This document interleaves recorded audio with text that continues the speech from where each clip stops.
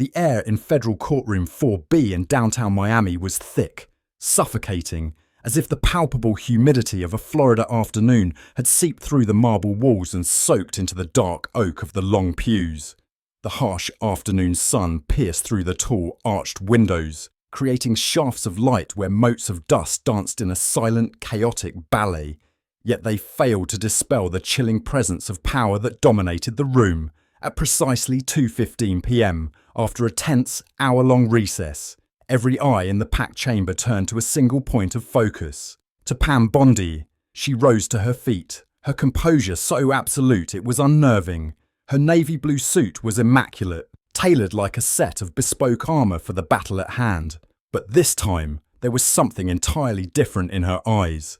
The patient endurance of the morning had vanished, replaced by the cold sharpness of a blade honed for 6 months in the shadows, waiting for this exact moment to be unsheathed. Seated on the elevated bench, flanked by the American flag and the court's official seal, Judge Edward Chen allowed a smirk to play on his lips. It was a smile that didn't reach the lifeless eyes behind his wire-rimmed glasses. To him, this wasn't a job, it was a sport. And Pam Bondi, the proud former Attorney General, was his favourite prey. He had spent the entire morning session tormenting her, humiliating her with acidic remarks and blatantly biased rulings. Now, he anticipated another pathetic performance, the final, satisfying surrender. Ms. Bondi. His voice dripped with condescension, each word carefully enunciated to maximise the insult. Shall we continue? Or did you use the valuable lunch recess to recognise the absolute futility of this case? The courtroom fell deathly silent. A single dry cough from the back of the gallery echoed like a gunshot in the stillness. But instead of walking to the attorney's lectern with an air of resignation, Pam Bondi gave a small, almost imperceptible signal. From behind her, David, her young associate who had worn a mask of anxiety all day, stood up. He moved with a deliberate, solemn grace, picked up a thick manila-coloured dossier from their briefcase, and placed it on their table. It landed with a dry, definitive thud that was the only sound in the room. On the cover of that dossier, a crimson federal seal, embossed with the imperious eagle, stood out in stark, menacing relief. It looked like a fresh stain of blood on a desert of paperwork. That seal, and that entire folder, had not been there this morning. Judge Chen narrowed his eyes, the smug smile freezing on his face. A flicker of annoyance, a ripple of unease the first of the day disturbed the placid surface of his arrogance. At the same instant, in the last row of the gallery, a stern-faced woman, who had been a silent observer since the proceedings began, subtly adjusted the Department of Justice ID lanyard hanging around her neck. She was no longer taking notes, she was simply waiting, motionless, like a leopard coiled before the strike. The storm was no longer gathering on a distant horizon, it was here, inside this courtroom, and its epicenter was the woman whose voice now through the suffocating silence. Your Honour, Pam Bondi began, her tone astonishingly clear and powerful, betraying no hint of hesitation. Before we proceed with our defence, I wish to address the court on several procedural matters that have arisen during today's proceedings. A collective, unified murmur swept through the press section. Procedural matters, Judge Chen snapped, waving a dismissive hand, trying to reclaim his dominance. Ms. Bondi, we have already wasted far too much of this court's time on your complaints. Oh, I believe this is a matter of the utmost gravity, Your Honour. Bondi interrupted him, a small but breathtaking act of defiance that sucked the air from the room. She picked up the dossier that had just been placed, feeling its weight in her hand. I would like to direct the court's attention to Canon 2A of the Code of Judicial Conduct, which states that a judge shall respect and comply with the law and shall act at all times in a manner that promotes public confidence in the integrity and impartiality of the judiciary. The silence that followed was now heavy, leaden. The air felt devoid of oxygen. Judge Chen's face darkened, shifting from annoyance to a deep, simmering rage. Counselor, what are you implying? Are you daring to suggest that this court has failed to uphold judicial standards? Pam Bondi stared directly into his eyes, her gaze unyielding, boring through his facade of authority.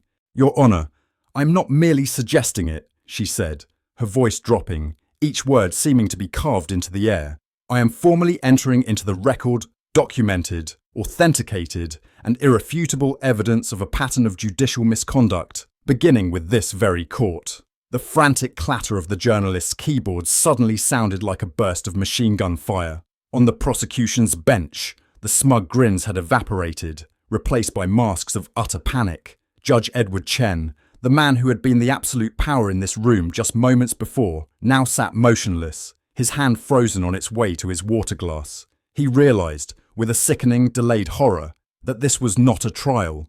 It was an elaborate, masterfully orchestrated trap, and he, in his arrogance, had just walked right into it. The gates of hell had just swung open, and Pam Bondi was the one holding the key. Everything was just beginning. Welcome back to Exposing Power. Before we dive deeper into this seismic courtroom showdown, if you believe in justice and the unrelenting pursuit of truth, please take a moment to hit the like button, subscribe to our channel, and ring the notification bell. Every single interaction you make is another brick in the fortress we build to defend the truth, giving us the resources and motivation to drag the darkest secrets of the powerful into the light. Remember, this isn't just a story, it's a wake-up call for all of us. Now, let's return to the suffocating political climate of 2025. The United States is in the throes of a volatile political transition. Partisan polarization has reached a fever pitch, and public trust in foundational institutions, especially the judiciary, is hemorrhaging. Federal judicial appointments have devolved into brutal political battles, where party loyalty is often prized far more than legal acumen or impartiality. It is within this charged environment that Judge Edward Chen emerged as a potent symbol of judicial hardliners. Appointed in a deeply controversial confirmation process, he quickly forged a reputation as an unyielding jurist, a cleaner ready to apply the letter of the law in the harshest possible terms. His supporters lauded him as a bulwark against crime and societal decay, while his detractors feared his dogmatic inflexibility and a clear discernible pattern of bias. The trial that day was, on its surface, a fairly standard corruption case. The defendant was a mid-level entrepreneur named Arthur Vance, accused of offering bribes to secure city construction contracts, but beneath this veneer lay a vicious proxy war. Arthur Vance was merely a small obstacle in the path of a much larger predator, the colossal industrial conglomerate, Gulfstream Industries, and its CEO, Maxwell Harrington, a premier political donor, a master puppeteer with strings attached to every corridor of power in both Washington, D.C. and Florida. The case against Vance, if he were to be convicted, would conveniently clear the way for Gulfstream to absorb all the lucrative projects Vance currently controlled. The man tasked with ensuring the right outcome was none other than Judge Edward Chen. He had a long and profitable history of presiding over cases that benefited Gulfstream, each time delivering rigid, decisive rulings that systematically eliminated the corporation's rivals. For Chen, this trial was supposed to be a mere formality. The defendant would be found guilty, Gulfstream would triumph, and he would receive his customary reward. He never anticipated that the person standing on the other side of the aisle would be Pam Bondi, a former Florida Attorney General, a woman who had once stood at the pinnacle of political power. Why would she take on what appeared to be such a minor, hopeless case? That was the question on everyone's mind, from the journalists in the gallery to Judge Chen himself. What they didn't know, what they couldn't possibly comprehend, was that for Bondi, this was not a case, it was a mission. 6 months prior, a clandestine meeting had taken place, a desperate plea for help had been made, and a solemn promise had been given. Pam Bondi had spent the last half year not merely preparing a defence for Arthur Vance, but meticulously weaving an invisible net, a net woven from the threads of law, patience, and unshakable courage. And today, in courtroom 4B, the biggest prey of all, Judge Edward Chen, had just walked directly into it. What the world was about to witness was not just the downfall of a single corrupt judge. It was the public evisceration of an entire shadow power structure that had been manipulating justice for the benefit of a select, untouchable few. The real battle was only just beginning. The initial shockwave that Bondi had unleashed was merely the prelude. The true earthquake was yet to come, and it threatened to shake the very foundations of the judicial system.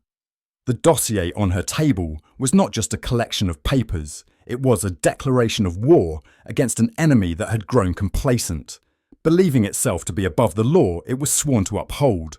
Every condescending remark from Judge Chen, every biased ruling, had not been an insult to Bondi, but another nail he hammered into his own coffin. She had absorbed it all, documenting it with the cold precision of a scientist observing a specimen, all while her team worked in the shadows, gathering the ammunition for this very moment. The game had been rigged, but Pam Bondi wasn't playing their game anymore. She had created a new one, with new rules, on a new board. And on this board, she was not the pawn, she was the queen. Pamela Jo Bondi, known to the nation simply as Pam Bondi, was no stranger to the brutal arena of American politics. She had served as the 37th Attorney General for the state of Florida, holding the office for 2 full terms from 2011 to 2019. This position placed her at the absolute nexus of the legal system in one of the country's largest, most complex, and politically turbulent states. As Florida's top lawyer, she was not only responsible for overseeing major criminal prosecutions, but also for defending the state's laws against a constant barrage of legal challenges at both the state and federal levels. Throughout her tenure, Bondi cultivated the image of a tough, formidable prosecutor, one who showed no quarter to criminals. She spearheaded high-profile campaigns against prescription drug abuse, led the charge against Medicaid fraud, and took a firm stance against human trafficking, achieving tangible results that earned her widespread public support. However, her career was also a lightning rod for controversy. Her decisions were relentlessly scrutinized through a political lens, cementing her status as a figure who commanded both fervent loyalty and fierce criticism.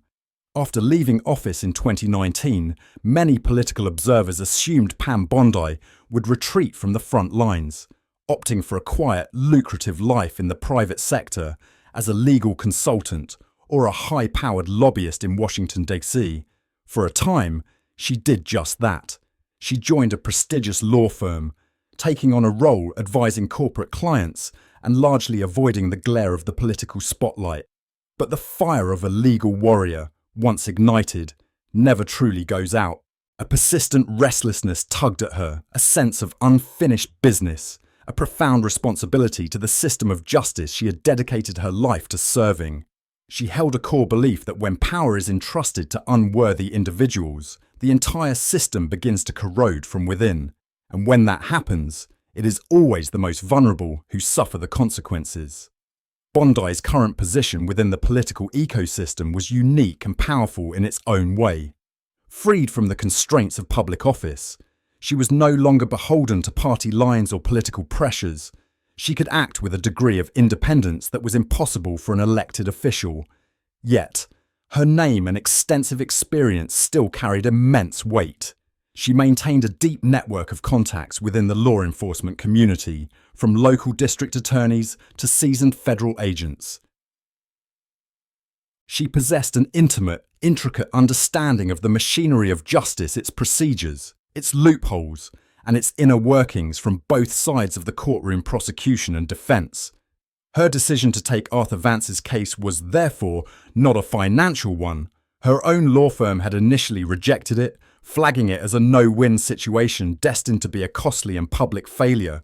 But Bondi saw something the others had missed. She saw the raw, unvarnished desperation in the eyes of Arthur Vance's wife, Eleanor, who had come to her as a last resort. She saw the glaring anomalies in the case file, the evidence that seemed too perfectly curated, the witness statements that read as if they had been meticulously rehearsed.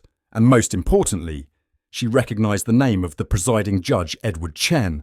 That name had surfaced multiple times in her discreet, informal conversations with old colleagues, always whispered in hushed tones, always accompanied by murmurs of blatant favoritism and a string of peculiar rulings that consistently benefited a single powerful interest group. For Pam Bondi, this was no longer about defending one potentially innocent man. It was about confronting a cancer that was metastasizing in the heart of the judiciary.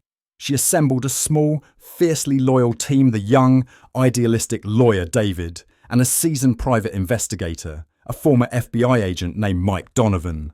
They operated in complete secrecy, funding the investigation with Bondi's own money, far from the prying eyes of the media. She knew that to take down an opponent like Judge Chen, who was shielded by the near-impenetrable robe of judicial authority, she couldn't just mount a defense, she had to launch a prosecution. And his own courtroom, the seat of his corrupt power, would be the very stage for that indictment. She wasn't just re-entering the legal fray, she was choosing to wage a war on her own terms, against an enemy who believed himself to be untouchable. This was not a career move, it was a calling. To comprehend the sheer scale of the battle Pam Bondi was about to wage, one must look beyond the man on the bench and into the sprawling, insidious network of power he represented. This was not a fight against a single individual, but against a complex and dangerous ecosystem of influence. At the heart of this web sat Judge Edward Chen, but he was merely the enforcer, not the architect. At 58, Chen was the living embodiment of judicial arrogance. He carried himself with the rigid posture of a man who genuinely believed his position rendered him untouchable, a modern-day deity in a black robe. A graduate of a top-tier law school, Chen's career had ascended with astonishing speed, a trajectory fueled not just by his sharp intellect but by his uncanny ability to cultivate strategic allegiances. He knew precisely whose favour to curry and which doors to knock on. His appointment to the federal bench had been aggressively championed by a cabal of influential political donors, chief among them Maxwell Harrington, the formidable CEO of Gulfstream Industries. Maxwell Harrington was a true shark navigating the treacherous waters of business and politics. His conglomerate, Gulfstream Industries, held billions in government contracts, its tentacles reaching into sectors from construction and energy to advanced defense technology. Harrington fundamentally understood that in the modern world, economic power and political power were two sides of the same corrupt coin. He poured millions into the campaign coffers of candidates from both major parties, ensuring that no matter who held office, Gulfstream's interests would be protected. But Harrington understood something even more profound true. Lasting power lay not with those who write the laws, but with those who interpret them. This was why he invested so heavily in elevating men like Edward Chen to the judiciary. Chen was not just a friend, he was an asset, a judicial backstop of unwavering reliability. Whenever a lawsuit threatened Gulfstream's bottom line, be it a contract dispute, an environmental tort, or a criminal charge aimed at a business competitor, the case would, through opaque procedural maneuvers, invariably find its way to Judge Chen's courtroom, and there, the scales of justice always seemed to be tipped in one direction. Their network, however, extended far beyond the symbiotic relationship between Chen and Harrington. It included the politicians on their payroll, who were always ready to apply pressure on regulatory bodies or investigative agencies. It included partners in major law firms who understood the rules of the game and knew how to steer litigation toward the right address. It even included complicit individuals within the court system itself, clerks and bailiffs strategically placed to ensure that sensitive filings could mysteriously disappear, or that hearing schedules could be manipulated to their advantage. The case of Arthur Vance was a textbook example of this network in action. Vance was an independent contractor who had developed a novel, more efficient and less expensive construction technology, posing a direct threat to one of Gulfstream's core business lines. Instead of competing fairly in the marketplace, Harrington chose a more direct path. A criminal charge was fabricated, supported by evidence meticulously crafted by a private investigative firm on Gulfstream's payroll. The case, unsurprisingly, was assigned to Judge Chen. Their playbook was brutally simple: secure a conviction against Vance, drive his company to the brink of bankruptcy, and then have Gulfstream swoop in to acquire his innovative technology and contracts for pennies on the dollar. It was a drama they had staged and successfully executed many times before. Their arrogance stemmed from an unshakable belief in their own invincibility. They were insulated by layers of wealth, political influence, and most critically, by the sacred black robe of a federal judge. They had underestimated only one variable in their cold calculation: the resolve of a woman who had nothing left to prove, but had all the experience necessary to fight. Pam Bondi wasn't just facing a judge, she was confronting an entire shadow empire. What could possibly compel a former Attorney General, a woman who could have been living a life of quiet luxury on million-dollar consulting fees, to hurl herself into a perilous, almost unwinnable war? To understand Pam Bondi's motivation, we must travel back in time, back to her early days as a prosecutor, to a case that had haunted her for decades. As a young, bold, ambitious prosecutor in Tampa, Bondi had handled a complex fraud case. The defendant was an elderly man, a small business owner named Samuel Miller, who was accused of cheating the city on a series of public contracts. On paper, the evidence against him seemed overwhelming. Bondi, filled with the righteous fire of youth, prosecuted the case aggressively and secured a guilty verdict. Samuel Miller was sentenced to 10 years in prison. He died of a heart attack behind bars just 2 years into his sentence. Years later, a devastating internal investigation revealed that critical exculpatory evidence documents that would have proven Miller's innocence had been deliberately withheld by a corrupt detective. That detective, it was discovered, had taken a substantial bribe from Miller's larger business competitor. The truth came to light, but it was far too late. The agonizing guilt of having helped convict an innocent man never left Bondi. It became a permanent scar on her conscience, a constant, grim reminder of the fragility of justice and the immense, terrifying responsibility held by those who wield power within the legal system. When Arthur Vance's wife, Eleanor, walked into Bondi's office, her story awakened that painful ghost. Eleanor didn't arrive as a wealthy client seeking high-priced legal services. She came bearing the raw desperation of a wife who believed in her husband's innocence but felt utterly helpless against a system that seemed preordained to crush them. She told Bondi about the anonymous threats, the systematic sabotage of their business, and the profound sense of isolation as every major law firm in the city refused to take their case. But the detail that seized Bondi's full attention was Eleanor's description of the preliminary hearing.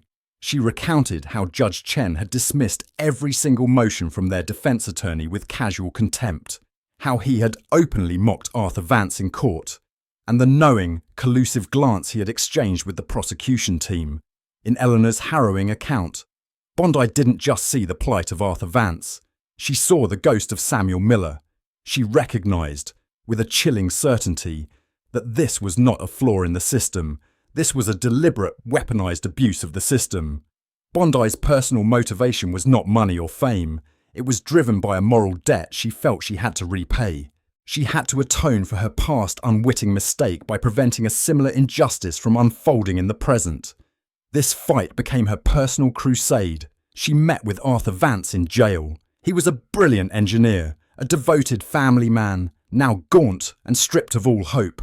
He told Bondi about his innovative technology, his dream of building more sustainable infrastructure, and how Gulfstream Industries and Maxwell Harrington had first tried to buy him out. When he refused, the machinery of his destruction was set into motion. Looking into Vance's eyes, Bondi saw his integrity. She made a promise to him and to herself that she would not just defend him, she would turn the tables. This deep, resonant empathy became the fuel for her war machine. It was what carried her through sleepless nights. Past the doors slammed in her face, and beyond the stark warnings from old friends that she was poking the hornet's nest. They were right. But they didn't understand that for Bondi, this wasn't a choice. It was a moral imperative.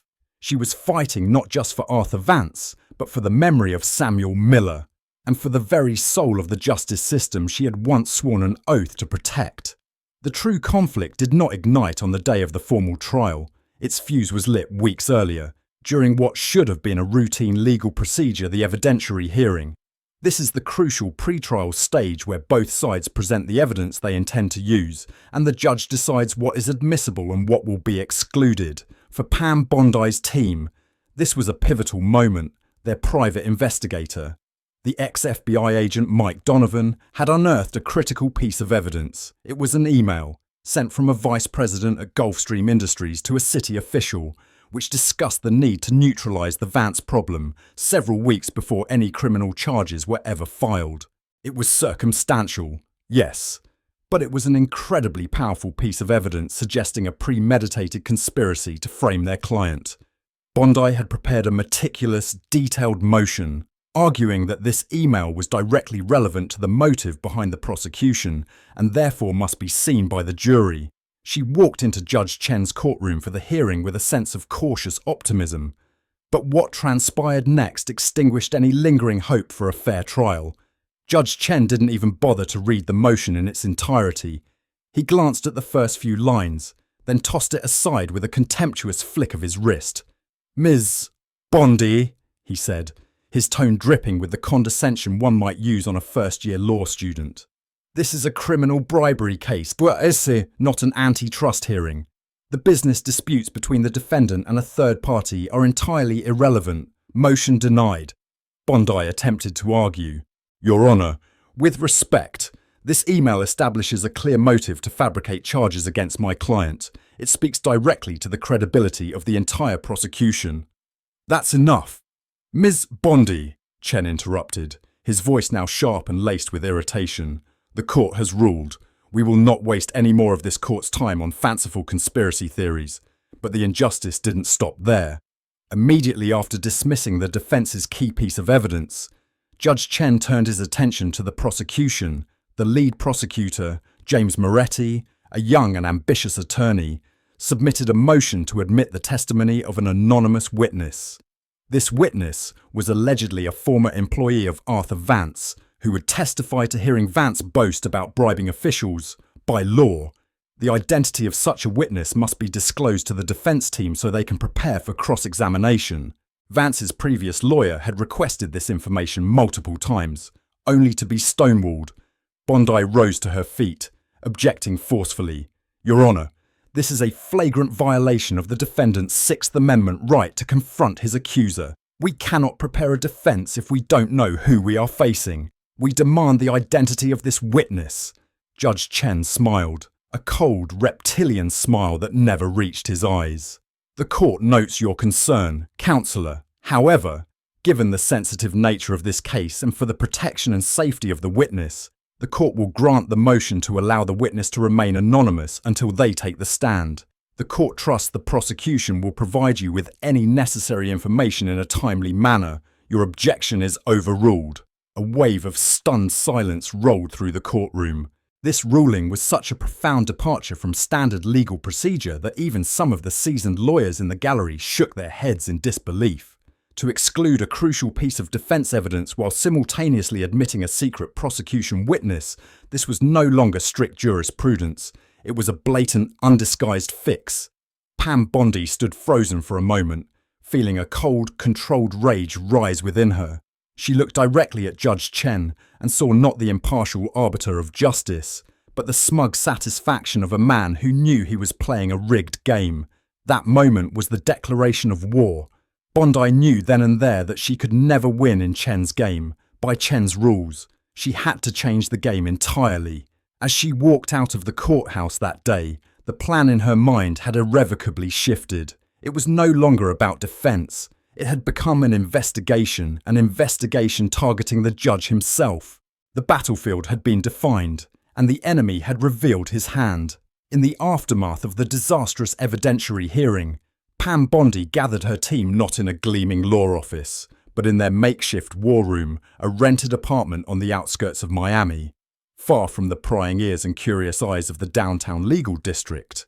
The air in the room was thick with frustration and simmering anger. "He didn't even read it," David, the young lawyer, said, throwing his copy of their rejected motion onto the table. "His mind was made up before we even walked in the room." Mike Donovan, the ex-FBI investigator who had spent weeks tracking down the crucial email, simply nodded in silence, his weathered face etched with grim understanding. But Bondi refused to let despair take hold. "All right," she said, her voice calm but infused with an authority that commanded their full attention. "We knew this was a possibility. We hoped for the best, but we prepared for the worst. They've shown their hand. Now, it's our turn." She walked over to a large whiteboard and uncapped a marker. Our objective is no longer just getting Arthur Vance acquitted. That is now a secondary outcome. Our primary objective is Judge Edward Chen and the people pulling his strings. The investigation pivoted, shifting into an entirely new gear. They were no longer searching for evidence to exonerate Vance. They were hunting for evidence to indict Chen. Mike Donovan, leveraging his experience and his network of old contacts from his bureau days, launched a deep dive analysis of Judge Chen's past. He didn't just look at the judge's rulings in cases involving Gulfstream Industries. He meticulously dissected Chen's entire judicial career. An alarming pattern quickly emerged. Over his 10 years on the bench, Chen had presided over 17 cases with a direct or indirect link to Maxwell Harrington's interests. In all 17 of those cases, the final ruling had been in Harrington's favour. The probability of this being a coincidence was statistically infinitesimal. It was a clear signal of a compromised judiciary. David was tasked with a detailed legal analysis of those rulings. He uncovered a consistent behavioural model. Chen would routinely exclude key evidence from Gulfstream's opponents, severely limit their right to discovery and cross-examination, and then issue highly strained interpretations of legal precedent to justify his decisions. In essence, he was using his mastery of the law not to find the truth, but to methodically bury it. Meanwhile, Bondi focused on the human element. She began discreetly reaching out to lawyers, prosecutors, and even former court clerks who had worked in Chen's court. Initially, she was met with a wall of fear and silence. The shadow cast by Judge Chen was long and intimidating. But Bondi was patient. She didn't press, she just listened. Slowly, fragments of the puzzle began to surface. An aging lawyer on the verge of retirement spoke of how his client's case was procedurally suffocated by Chen's delaying tactics for years until his client went bankrupt and was forced to settle. A former clerk of Chen's, who had quit for personal reasons, hinted at off-the-record meetings between the judge and Maxwell Harrington at an exclusive private golf club. The most significant breakthrough, however, came from an unexpected source. Through a former informant in the banking industry, Mike Donovan discovered a chain of suspicious financial transactions. A shell corporation registered in the Cayman Islands was receiving regular, large payments from a subsidiary of Gulfstream Industries. And just days after each of these payments, that same shell corporation would wire a smaller, but still substantial, amount to an account held in the name of Judge Chen's wife, disguised as profits from fine art investments. This was it. The direct link. The smoking gun of bribery. They had found the money trail, but Bondi knew that financial evidence alone might not be enough. Chen and his high-priced lawyers could try to spin it, to explain it away as legitimate business dealings, to take down a sitting federal judge. She needed something more. She needed something undeniable. She needed to catch him in the act. And for that, she had a daring plan. A plan that would require absolute precision and nerves of steel. A plan that would turn his own courtroom into a stage. And Judge Chen's own arrogance would be the very thing that brought down the final curtain. Discovering the illicit financial pipeline from Gulfstream to the Chen family was a watershed moment. But it was like seeing only the tip of a massive iceberg.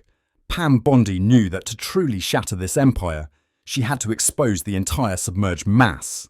A shadow power structure isn't just built on money, it's a complex network of favours, threats, and loyalties, cemented by mutual fear and shared interests. This network had operated with impunity for years precisely because it was so adept at staying in the dark. Bondi's next move was designed to drag it, kicking and screaming, into the light. She needed an ally inside the system, someone with the authority and the courage to act when the time was right.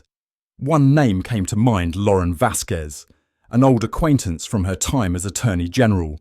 Vasquez now held a senior position in the Department of Justice's Public Integrity Section PIN. She was known for being tough, incorruptible, and possessing a deep, visceral hatred for corruption within government. Bondi arranged a clandestine meeting with Vasquez at a small, out-of-the-way coffee shop in a suburb of Washington, D.C., far from the prying eyes of DOJ headquarters. She laid out everything her team had found: the analysis of the rulings, the off-the-record testimonies, and most importantly, the damning financial evidence. Vasquez listened intently, her face an unreadable mask of professional calm. When Bondi finished, Vasquez was silent for a long moment. "Pam," she finally said, her voice low and decisive, "what you have is powerful, but for the DOJ to get involved with a sitting federal judge, we need more than circumstantial financial trails. We need something direct, a conversation, a meeting, something Chen cannot deny." Bondi had anticipated this. "I can get it for you," she replied, "but I need your help. I need a FISA warrant. A FISA Foreign Intelligence Surveillance Act warrant is an incredibly potent tool, authorizing electronic surveillance without notifying the target. Obtaining one for a federal judge is nearly impossible, unless there is overwhelming evidence of a threat to national security or the absolute integrity of the government. Vasquez studied Bondi, assessing the raw determination in her eyes.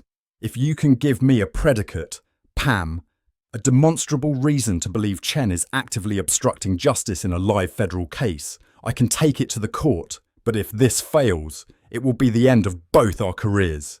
It was an immense gamble. Bondi returned to Miami and initiated the most dangerous phase of their plan. They needed to bait the hook through a trusted intermediary. Mike Donovan leaked information that the defense team had just located a new bombshell witness, a former Gulfstream accountant ready to testify about a secret corporate slush fund. The information was specifically designed to trigger panic in Chen and Harrington, forcing them to communicate. Simultaneously, David deliberately filed a flawed motion, requesting a postponement of the trial to allow more time to depose this new witness. They knew Chen would deny it, but the purpose was to officially enter the existence of the bombshell witness into the court record, creating a tangible, documented threat. The gambit worked perfectly. As predicted, just hours after the motion was filed, communications between Chen and Harrington lit up. With a temporary FISA warrant that Vasquez had managed to secure based on the initial evidence, the FBI was listening. They captured everything they needed. A frantic, panicked phone call from Chen to Harrington. "We have a problem. Bondi's found someone. An accountant." Harrington's voice was cold and commanding. "You will handle this, Edward. Deny every motion. Push the trial forward. Get a guilty verdict on this Vance punk before anything can get out. Do not disappoint me." And then, the fatal words from Judge Chen. "I understand. I'll ensure the right outcome. As always, that recording was the silver bullet. It didn't just confirm their collusion, it proved that Chen was actively using his judicial office to obstruct justice at the direction of an outside party. The shadow network, which had always operated on winks and nods, was now exposed by its own irrefutable words. With this recording in hand, Lauren Vasquez had everything she needed to unleash the full force of the Department of Justice. A team of FBI agents, led by Special Agent Marcus Rivera, was secretly dispatched to Miami. Their investigation was no longer focused solely on Chen, but on Maxwell Harrington and the entire Gulfstream Industries enterprise. The shadow power had revealed itself, and its day of reckoning was now imminent. As the covert investigation deepened, the pressure began to mount, bearing down on Pam Bondi and her small, isolated team with crushing weight. They were fully aware that they were confronting powerful forces capable of doing anything to protect themselves. The immense strain wasn't confined to their working hours. It bled into every aspect of their personal lives, a constant, low-grade hum of anxiety. Mike Donovan, with his ingrained instincts as a former agent, was the first to realize they were under surveillance. A nondescript black sedan with no license plates began making regular appearances on the street outside their temporary apartment. His phone calls started to have an unusual static, a telltale sign of interference. He warned the team to exercise extreme caution, insisting on encrypted communication devices and constantly varying their travel routes. David, the young lawyer, still brimming with idealism, began to experience the dark underbelly of the legal profession firsthand. One evening, as he was working late in their makeshift office, he received a call from a blocked number. The voice on the other end was low and menacing. "Young lawyer, you're swimming in waters that are too deep. Some people don't like to be disturbed. Back off while you still can." The call shook him to his core. He started losing sleep, jumping at every unexpected noise. He began to view strangers on the street with suspicion. Fear is a potent psychological weapon, and their opposition was wielding it with practiced expertise. Pam Bondi herself was not immune to the pressure, an anonymous hit piece suddenly appeared on a little-known political blog. Dredging up one of the most controversial decisions from her time as Attorney General, it deliberately twisted facts to paint her in the most negative light possible. It was a clear, personal attack, a warning shot across the bow that her own past could and would be weaponized against her. Old friends and colleagues in the legal and political communities began to distance themselves, some openly, some with a quiet, conspicuous silence. Her calls went unanswered, her emails were ignored. She could feel the isolation, an invisible wall being erected around her. In her most vulnerable moments, the thought of quitting flickered through her mind. Did she really need to do this? She could walk away, back to a life of comfort and security, but then the image of Arthur Vance in his jail cell, the memory of the deceased Samuel Miller, and the smug, contemptuous face of Judge Chen would flash in her mind, reigniting her resolve. The fear and the pressure didn't break her. On the contrary, they hardened her.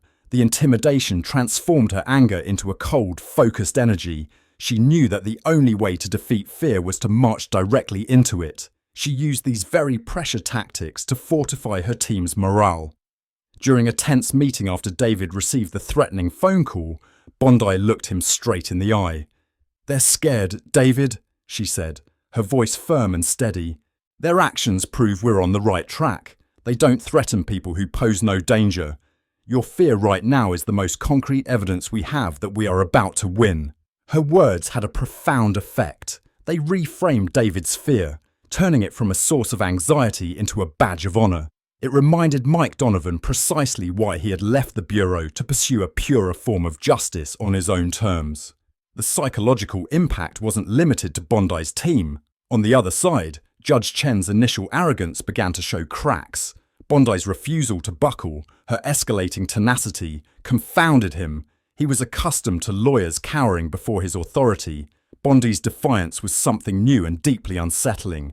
He became more irritable, more volatile, both in the courtroom and in his private life. His supreme confidence was eroding, replaced by a nagging unease that something was happening just beyond his control. A psychological war was being waged in parallel to the legal one, and in this battle of nerves, Pam Bondi's calm and unwavering determination was slowly but surely gaining the upper hand. The critical turning point. The moment everything shifted irrevocably from defense to an all-out offensive, arrived on a rain-swept Miami evening. Bondi's team now possessed the damning audio recording, the incriminating financial trail, and the meticulous legal analysis. They had enough to cause a political earthquake, but Bondi still felt they were missing a final, crucial piece of the puzzle, something that could tie all the disparate points together in a way that would be undeniable to a jury and the public. She needed a human face for the corruption, a living witness from inside the network who was willing to testify, and then the call came. It was Eleanor Vance, Arthur Vance's wife. Her voice was trembling, a mixture of fear and excitement. "Ms. Bondi, there's a woman here who wants to see you. She says she worked for Gulfstream. She says she knows everything. She's terrified." The woman was Sarah Jenkins, a senior executive assistant who had worked directly for Maxwell Harrington for over 15 years. She was the one who had handled the secret schedules, processed the consulting invoices for the Cayman Shell Company, and had inadvertently overheard countless conversations she was never meant to hear. For years, she had remained silent, bound by a combination of loyalty and paralyzing fear. But Harrington had recently fired her, abruptly and cruelly, to make room for a younger mistress. Betrayed and discarded, Sarah's loyalty had curdled into a burning desire for retribution. Bondi and Mike Donovan met Sarah at a secure safe house arranged by the FBI, under the dim, yellow light of a motel lamp. Sarah, a middle-aged woman with tired eyes, recounted everything. She spoke of the regular secret meetings between Chen and Harrington at a private resort in the Bahamas, where legal strategies for key cases were mapped out. She confirmed that the case against Arthur Vance was a deliberate setup from the very beginning, and that she had personally prepared the payments for the anonymous witness the prosecution planned to use. But the real bombshell Sarah delivered was a small, unassuming notebook. For years, out of a meticulous habit, she had privately logged the dates, times, locations of secret meetings, and the details of suspicious payments. That little notebook, filled with her neat, looping cursive, was the treasure map to the heart of the corrupt empire. It was the human corroboration for all the electronic and financial evidence they had gathered. When Sarah Jenkins agreed to testify in exchange for federal protection, Pam Bondi knew the moment had come. There could be no more hesitation, no more waiting. The gamble was over. She was holding a royal flush. She looked at Mike and David, her face now completely devoid of doubt. "All right," she declared, her voice ringing with finality. "The defensive game is over. Tomorrow, in that courtroom, we are not defending Arthur Vance. We are prosecuting Judge Edward Chen."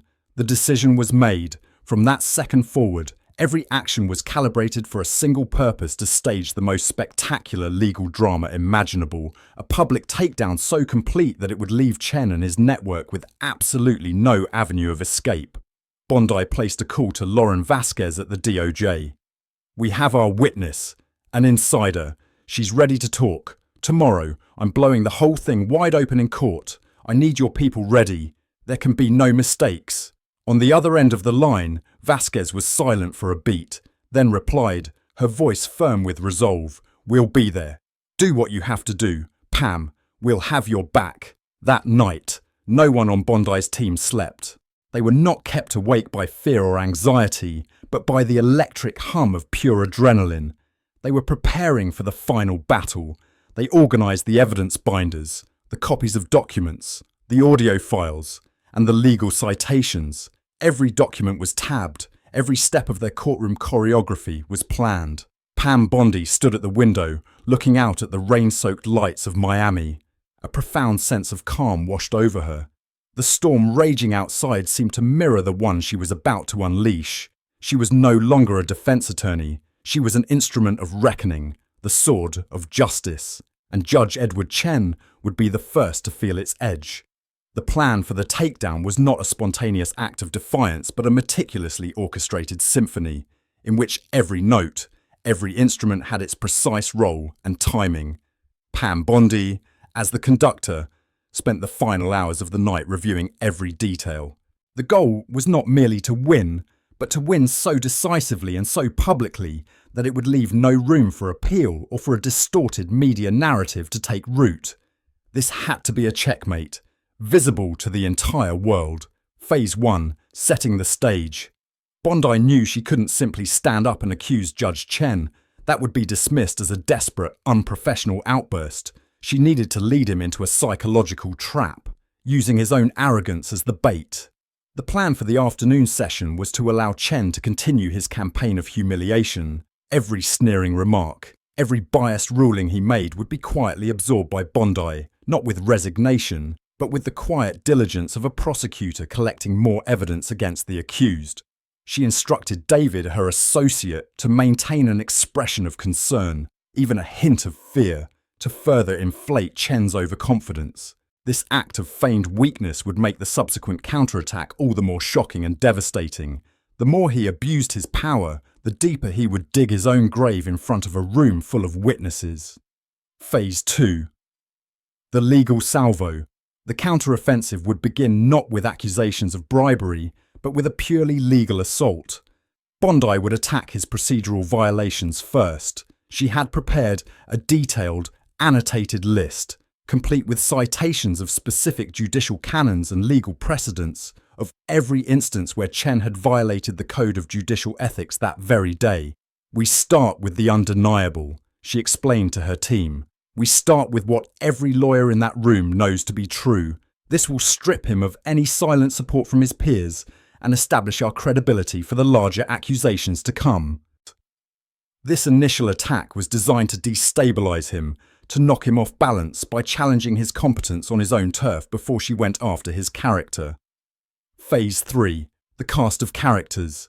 Bondi's plan included the timed, dramatic appearance of key players. FBI Special Agent Marcus Rivera would not be introduced at the outset. He would be seated in the public gallery, appearing as an ordinary spectator. Only when Bondi formally called him as a witness would the FBI's presence be revealed, creating a shockwave through the courtroom. Similarly, the senior official from the Department of Justice, Lauren Vasquez, or a high-ranking deputy would only slip into a back row seat midway through the confrontation. Her mere presence would be a silent, powerful signal that this investigation had reached the highest levels of federal law enforcement. Their appearances were choreographed to escalate the tension incrementally, turning the courtroom into a pressure cooker. Phase 4. The layered reveal of evidence. Bondi would not dump all the evidence at once. She would peel it back layer by layer, like an onion, with each layer being more damning than the last. Layer 1. The audio. She would begin by playing the audio recording of the phone call between Chen and Harrington. This was the most direct and personal attack, designed to shatter Chen's composure immediately. Layer 2. The financials. Immediately following the shock of the recording, she would introduce the financial evidence, the flowcharts of shell corporations, the wire transfers, the bank statements. This would prove that the conversation was not an isolated incident, but part of a long-standing, corrupt relationship. Layer 3. The physical and human proof. Finally, with Chen completely reeling and disoriented, Bondi would deliver the coup de grace, Sarah Jenkins' small, handwritten notebook, and the formal request to call Sarah herself to the stand. The combination of electronic evidence, financial records, and the corroborating testimony of a live insider would create a wall of proof so high and so thick it would be impossible to scale. The psychological strategy. Throughout this entire process, Bondi had to maintain an aura of absolute calm and professionalism. The stark contrast between her measured composure and Chen's escalating meltdown would be an incredibly powerful psychological tool, influencing the jury, the press, and every observer in the room. She could not appear gleeful or vengeful. She had to act as someone carrying out a difficult but necessary duty. "Remember," she told David in the final minutes before they left, "we are not vigilantes. We are sanitation workers. We are doing the job that the system failed to do for itself." The plan was set, the roles were assigned, the evidence was organised, the courtroom stage was waiting. On the morning of the fateful day, the city of Miami seemed to be holding its breath. The sky was a brilliant, cloudless blue, a stark contrast to the invisible tempest gathering within the white stone walls of the Wilkie D. Ferguson Jr. Federal Courthouse. Outside the building, news vans had already begun to congregate, their numbers greater than usual. Whispers about the tense proceedings between the former Attorney General and the iron-fisted judge had circulated rapidly through the city's legal and journalistic circles. They came hoping to capture a few moments of high drama, but not a single one of them could have possibly imagined the historic magnitude of the event they were about to witness. In their hotel room, Pam Bondi's team made their final preparations. There was little conversation. Each person was locked in on their assigned task, moving with a quiet, focused intensity. Mike Donovan double-checked the audio and presentation equipment, ensuring there would be no technical glitches. David reviewed the legal citations one last time, his lips silently mouthing the statutes. Pam Bondi, dressed in her familiar navy blue power suit, stood before a mirror, not to adjust her appearance, but to find a centre of stillness within herself. She took a deep, steadying breath and closed her eyes. She wasn't thinking about winning or losing. She was thinking about responsibility. She pictured the faces Samuel Miller, Arthur Vance, and the countless other nameless victims of this brand of systemic corruption. When she opened her eyes, they held nothing but absolute diamond-hard focus. The anticipation in the air was palpable, a tangible thing. It wasn't a loud, boisterous excitement, but the tense, charged silence that precedes a major confrontation. It was the feeling in the final seconds in a locker room before a championship game, the quiet moment on a plane before a parachute jump. They knew that after today, there was no going back. Their lives, and perhaps the justice system itself, would be irrevocably altered. On the drive to the courthouse, Bondi received an encrypted text message from Lauren Vasquez. It contained only 4 words, all pieces in place, Godspeed. It was the final signal. The machine was now in motion. When they entered the courtroom, everything on the surface appeared unchanged. Judge Chen was on his high bench, a look of smug authority fixed on his face. The prosecution team was whispering among themselves, sharing a chuckle. The journalists were typing away on their laptops. but a closer look revealed the subtle signs of the coming storm. In a back row, Special Agent Marcus Rivera sat quietly, looking for all the world like a businessman waiting for a civil hearing.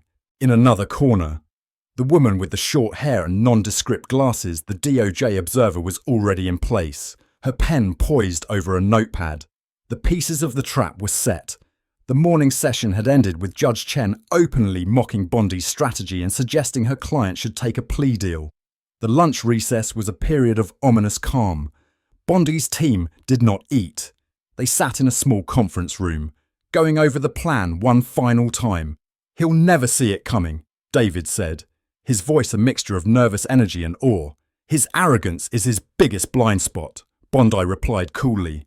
"And today, we're going to shine a spotlight directly into it." When they returned to the courtroom for the afternoon session, the atmosphere had tangibly shifted. The room seemed more crowded, the air heavier. Word of the morning's contentious exchanges had spread throughout the courthouse, drawing a larger audience of lawyers, court staff, and more journalists. They were all waiting for the next round of humiliation, waiting for Pam Bondi to finally break. They were about to get the drama they craved, but it would be a script entirely different from the one they expected. As Judge Chen banged his gavel, signaling the continuation of the proceedings, a hush fell over the room. "Ms.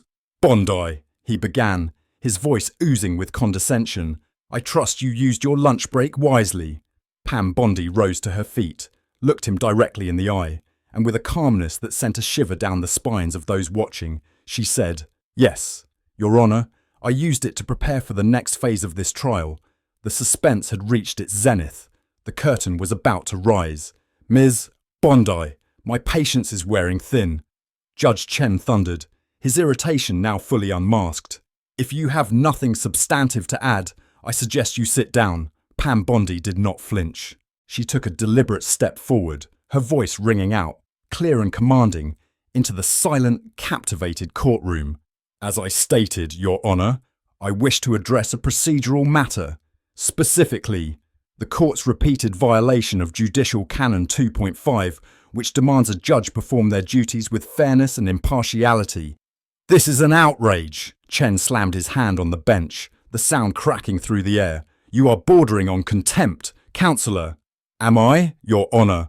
Bondi retorted, her tone as sharp as a scalpel. "Then how does the court explain denying our email evidence while simultaneously admitting an anonymous witness for the prosecution? Is that fair?" She didn't wait for an answer. "And how does the court explain repeatedly interrupting my arguments while allowing the prosecutor unlimited latitude? Is that impartial?" Each question was a verbal jab, striking directly at Chen's armor of authority. A restless murmur rippled through the lawyers in the gallery. They knew she was right. "I am warning you for the last time, Ms. Bondi," Chen began. But it was already too late. Bondi had unleashed her next attack. "But these procedural violations are merely the tip of the iceberg, Your Honor. The real issue is far more serious." She signalled to David. He pressed a key on the laptop connected to the courtroom's display system. An audio file icon appeared on the large screens. "I would like the court and everyone present to listen to a recording. This conversation took place 3 days ago, and it was lawfully recorded under a warrant issued by the Foreign Intelligence Surveillance Court." The colour drained from Chen's face. It went from a furious red to a ghostly, ashen white. He recognised his own voice echoing from the speakers, panicked and conspiratorial. "Bondi's found someone, an accountant." Then came the cold, commanding voice of Maxwell Harrington. "You will handle this, Edward. Ensure the right outcome, as always." The silence in the courtroom was shattered by a collective, audible gasp. The prosecutors looked at each other, their faces pale with shock. The journalists' fingers flew across their keyboards in a frenzy. Chen struggled to find his voice. This is illegal. This tape has been doctored. It has been authenticated by the FBI Forensics Lab, Your Honor," Bondi stated, her voice devoid of any emotion. "And speaking of the FBI, I would like to call my next witness, Special Agent Marcus Rivera." From the back of the room, Rivera stood. His dark suit suddenly looked like the uniform of the Grim Reaper. As he walked to the witness stand, His very presence sent an unambiguous message this was no longer a simple trial. This was a federal investigation in progress. Agent Rivera, Bondi began after he was sworn in. Can you please inform the court of the investigation pertaining to Judge Edward Chen and Maxwell Harrington? Rivera, in a cool, professional monotone, began to unravel the entire network. He spoke of the shell companies, the offshore accounts. As he spoke, David projected the flowcharts, the bank statements, the wire transfers onto the screens, a dirty money trail, clear as day, for all to see. Chen slumped in his chair, his eyes locked on the screens, a mask of disbelief on his face. And finally, Your Honour, Bondi said, delivering the final, crushing blow. We have one more piece of evidence. She held up a small notebook. This is the personal logbook of Ms. Sarah Jenkins, Maxwell Harrington's former executive assistant. It details every secret meeting, every illicit payment. Ms. Jenkins is currently in federal protective custody and is prepared to testify. She placed the notebook on the court clerk's desk. We move to have Ms. Jenkins subpoenaed to testify before this court, immediately. Judge Chen was speechless. He could only stare at Bondi, his eyes filled with a toxic cocktail of hatred, fear, and the dawning, soul-crushing horror of realizing she knew everything. She had set the perfect trap, and he, in his monumental arrogance, had marched straight into it. Pam Bondi's intellect and razor-sharp strategy had transformed the courtroom into her arena, and she had just delivered a stunning knockout blow in front of the entire world. The moment Pam Bondi concluded her presentation, the courtroom ceased to be a space of law and transformed into the chaotic final act of a Greek tragedy. An initial, stunned silence was violently shattered by a hurricane of sound. Journalists scrambled over one another, some bolting for the doors to be the first to break the story of a lifetime. The prosecution team, led by James Moretti, was utterly shell-shocked. Moretti leapt to his feet, his face a ghastly shade of white. Your Honour, the prosecution had absolutely no knowledge of these allegations. We request an immediate sidebar. But his words were swallowed by the escalating pandemonium. Judge Chen, after a few seconds of catatonic stillness, seemed to snap back to a semblance of reality. He instinctively reached for his gavel, a desperate, reflexive attempt to cling to the last vestiges of his power. Order, order in this court, he yelled. But his voice, once a tool of intimidation, was now thin and reedy, laced with pure desperation. It was at that precise moment that the main doors at the back of the courtroom swung open. Two stone-faced federal marshals in sharp suits entered, followed by the woman from the Department of Justice, Lauren Vasquez. She strode purposefully down the center aisle, her movements sharp and confident, and her authoritative voice cut through the chaos like a razor. By order of the Chief Judge of the 11th Circuit Court of Appeals, these proceedings are hereby suspended. Everyone froze. Vasquez turned her cold, unwavering gaze directly at Judge Chen, who was still sitting, a statue of ruin, on his bench. Judge Edward Chen, you are being detained pending formal charges of judicial corruption, obstruction of justice, The two federal marshals ascended the steps to the judge's bench. They said nothing, simply positioning themselves on either side of Chen. In a moment of surreal theatre, one of the marshals produced a pair of steel handcuffs. The sharp click of the locking mechanism echoed in the dead silent room, a sound that signified the end of a career and the collapse of a shadow empire. Chen offered no resistance. He seemed to have been hollowed out, drained of all will. As the marshals escorted him down, leading him past the defence table, his vacant eyes met Pam Bondi's. For a fleeting second, the hatred in his gaze was replaced by a look of bitter, dawning comprehension. He had lost. He had been utterly and completely defeated by the very woman he had so arrogantly dismissed. Pam Bondi did not look triumphant. She simply gave a slight, almost imperceptible nod, a gesture not of gloating, but of closure. It was a release. The immense weight she had carried for 6 long months, the burden of secrecy, of danger, of profound responsibility was finally lifted. As Chen was led from the room, a wave of profound relief washed over her. She sank into her chair, feeling the bone-deep exhaustion for the first time in hours. David and Mike came to her side, placing their hands on her shoulder. No words were necessary. They had walked through hell together and had come out the other side. The reaction from the media and the public was a tidal wave. The news of a sitting federal judge being arrested on the bench became the lead story across the globe. The image of a calm, commanding Pam Bondi, juxtaposed with the broken figure of Chen, was broadcast on a continuous loop. She became the reluctant icon of the fight against corruption. A firestorm of interviews, analytical articles, and panel discussions erupted. Maxwell Harrington's name and Gulfstream Industries were plastered across every screen. A massive full-scale investigation was launched, one that promised to upend a significant corner of Florida's political and business world. For Arthur Vance, the news came as a miracle. He was released from custody immediately. All charges against him dropped. His tearful reunion with his family was captured by news cameras, becoming the humanizing image at the center of a colossal political scandal. And in the eye of this hurricane, Pam Bondi remained poised. She declined most interview requests, issuing only a brief, written statement. Today, justice was served. Our work is not over.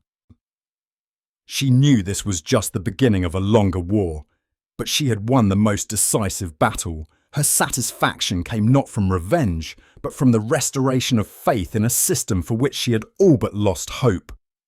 The case of Judge Edward Chen was never just about the downfall of one man. It stands as a profound and unsettling lesson on the nature of power, the corrosion of ethics, and the profound fragility of justice itself. It forces us to confront a disturbing truth. The very individuals entrusted with safeguarding the law can become the most dangerous predators when they twist it to serve their own ends. Power, it seems, is a corrosive acid, capable of eating through even the strongest moral fibre. Edward Chen was likely not born corrupt. He may have begun his career with noble ideals, a genuine belief in the sanctity of the law. But over the years, the constant deference, the endless privileges, and the intoxicating feeling of being above reproach slowly eroded his ethical compass. He began to believe that he did not merely interpret the law, he was the law. That ultimate arrogance was the very seed of his own destruction. This affair also laid bare the dangerous symbiosis between political power, corporate wealth, and the judiciary. Maxwell Harrington didn't need a gun to commit robbery. He used his immense wealth to purchase political influence, and he used that influence to install judges like Chen into the system. He then wielded those judges as legal weapons to annihilate his business rivals. It was a closed, self-perpetuating cycle of corruption, one nearly impossible to break from the outside. It could only be shattered from within, by someone who understood the system intimately and possessed the courage to turn its own rules against it. Pam Bondi was that person. Her journey is a powerful testament to the difference that one individual, armed with knowledge and driven by conscience, can make. She did not resort to extra-legal methods. On the contrary, she weaponized the law itself. She transformed her deep understanding of procedural rules, evidence standards, and canons of ethics into a razor-sharp sword. She demonstrated that even when a system becomes tarnished and compromised, its foundational principles can still be used as a tool for its own purification. Perhaps the greatest lesson from this saga is about the paramount importance of transparency and accountability. Chen's corruption was able to fester for years precisely because it operated in the shadows, behind closed doors and veiled in complex legal jargon. Pam Bondi's singular, brilliant act of dragging everything into the harsh, unforgiving light of a public courtroom stripped Chen of his greatest weapon: secrecy.